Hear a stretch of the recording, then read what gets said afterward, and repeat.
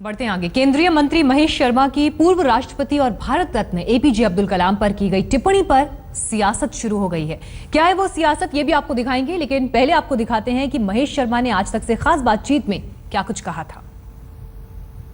मैं समझता हूं औरंगजेब कोई आदर्श नहीं थे।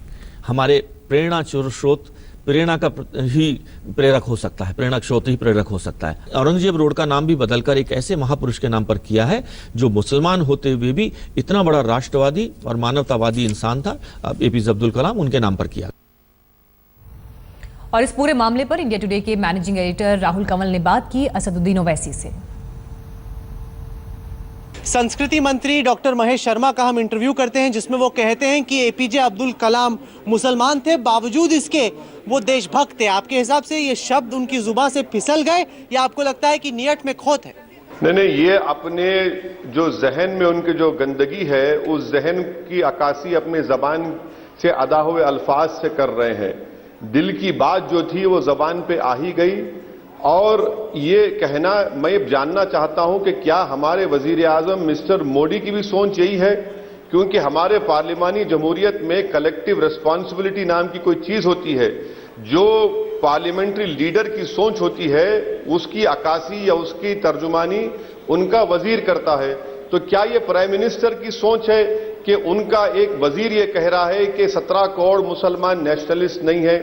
क्या उनका मानना यह है कि एक तरफ तो प्राइम मिनिस्टर कहते थे कि एक हाथ में कुरान दूंगा, एक हाथ में कंप्यूटर दूंगा, फिर यहां पर कह रहे हैं कि नहीं, आप नेशनलिस्ट नहीं है, हिंदुस्तान से आप वफादार नहीं है, मुसलमान अगर हैं। आखिर 70 साल के करीब हमारे मुल्क को आजाद होकर हो चुके हैं। इसके बावजूद भी अगर ये सोच रहेगी तो ये कहां लेकर जाएगी उस मुल्क को? कुछ ही देर पहले मेरी बातचीत हुई डॉक्टर महेश शर्मा से। उनका कहना था कि उनके शब्दों को तोड़ मरोड़ कर बढ़ा चढ़ाकर पेश किया जा रहा है। उनका कहना था कि विपक्षी पार्टियां अपने राजनीतिक फायदे के लिए उनके वाक्यों को इस्तेमाल करें। उनका कहना था कि उन्होंने ये कतई नहीं कहा कि 17 करोड़ मुसलमान देशभक्त नहीं है। उनका ये कहना था कि एपीजे अब्दुल कलाम एक देशभक्त थे और उनके बयान को गलत तरीके से इंटरप्रेट किया जा रहा है।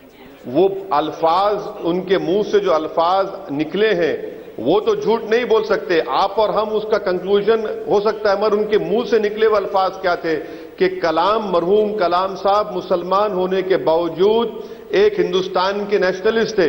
क्या मतलब है मुसलमान होने के बावजूद? हिंदुस्तान से मोहब्बत का जो मामला आता है उसमें हिंदू, मुसलमान, सिख, ईसाई का कहां है?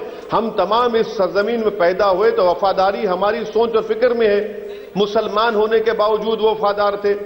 और हम मुतालबा करते हैं मोदी सरकार से कि अगर उनको इनके इस बयान से अगर कोई है तो वो फौरन निकाले, उनको कैबिनेट से निकाल कर फेंके।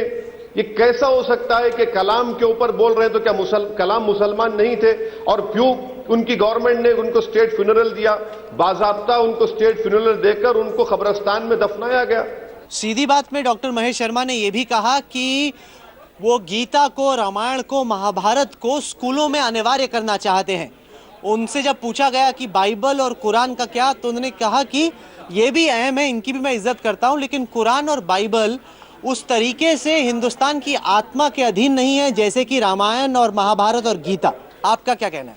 ये कल्चर मिनिस्टर नहीं है, अनकल्चर्ड मिनिस्टर है। हिंदुस्तान में अगर कोई चीज की हिंदुस्तान की आत्मा है तो उसका कॉन्स्टिट्यूशन है, जिसको हमारे फोरफादर्स ने, बुजुर्गों ने बनाया। और यह कहा कि हिंदुस्तान का कोई मजहब नहीं होगा, हिंदुस्तान हर मजहब को सेलिब्रेट करेगा। हिंदुस्तान की कोई मजहबी किताब नहीं होगी, कॉन्स्टिट्यूशन होगा।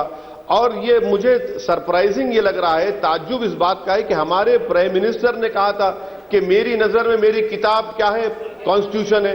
तो फिर इनका मिनिस्टर, उनका मंत्री ये कह रहा है कि नहीं, रामायण, गीता और महाभारत हिंदुस्तान की आत्मा है। नहीं, हिंदुस्तान की आत्मा उसका सेकुलरिज्म है, हिंदुस्तान की आत्मा उसकी भाईचारगी है।